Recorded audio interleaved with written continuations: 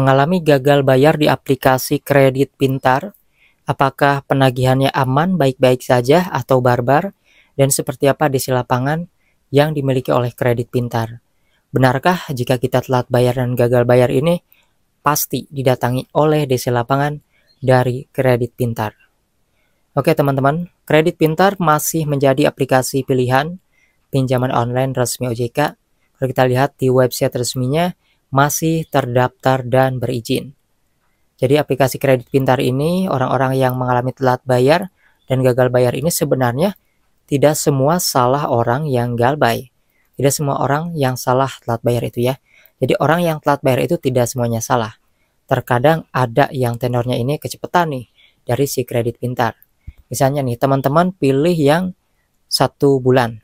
1 bulan perhitungannya 28 hari ataupun 30 hari. Tapi sebelum jatuh tempo, ya 1 hari lagi itu udah ditagih. Nah itu biasanya yang bikin jadi masalah.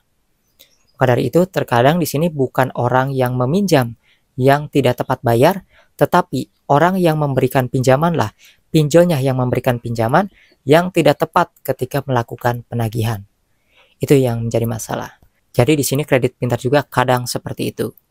Nah teman-teman, untuk DC lapangannya, di sini yang turun itu yang galbay sebagian. Yang galbay sebagian tidak semuanya. Ada yang diprioritaskan ditagihnya, ada juga yang diakhirkan. Nah, yang diprioritaskan ini adalah orang-orang yang gagal bayar lebih diutamakan, lebih didahulukan ditagihnya. Misalnya dia baru galbay 3 bulan lebih, berapa hari udah didatangi DC ya.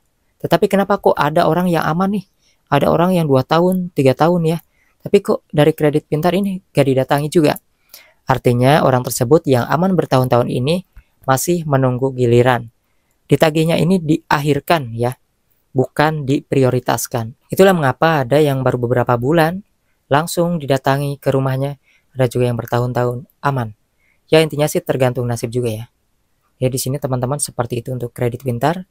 Intinya tenor yang kecepatan harus kalian perhatikan dan dendanya juga besar kecilnya harus kalian perhatikan.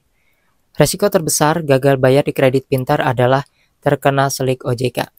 Jadi indikatornya bukan takut DC lapangan. Jadi seperti itu dan tidak semua orang yang telat bayar ini pun gagal bayar didatangi DC lapangan ya. Karena kredit pintar ini pinjaman online resmi yang lumayan besar dan dia pun memiliki DC lapangan tidak begitu banyak.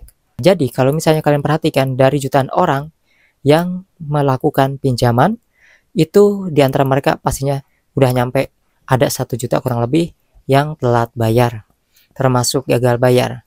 Artinya mereka juga kewalahan dong ya. Walaupun dalam 1 harinya si DC-nya ini melakukan penagihan sampai ke 10 hingga 15 orang, tentu ya tidak akan bisa semuanya dalam 1 tahun bisa didatangi. Jadi itulah kenapa ada yang aman bertahun-tahun. Intinya gak usah panik ketika ada DC-nya pun ya, teman-teman, ketika ada DC-nya pun kalian bisa jujur aja. Karena ada juga orang yang sampai 9 kali didatangi oleh pinjol-pinjol itu ya aman aja, tidak ada tekanan apapun karena itu tugas mereka. Sekiranya orangnya masih ada ya, infonya masih jelas, belum ada uang dan alamatnya masih ada ya, orangnya masih ada di alamatnya, mereka juga masih tenang. Jadi gak akan memaksa kalian untuk membayar pada saat itu, tetapi kalian bisa membayar suatu saat kapanpun ketika kalian sudah punya penghasilan yang benar-benar lancar. Seperti itu teman-teman ya. Yang mau bercerita pengalaman kalian di kredit pintar ini apapun ya, tulis aja di kolom komentar. Yang mau nanya juga silahkan.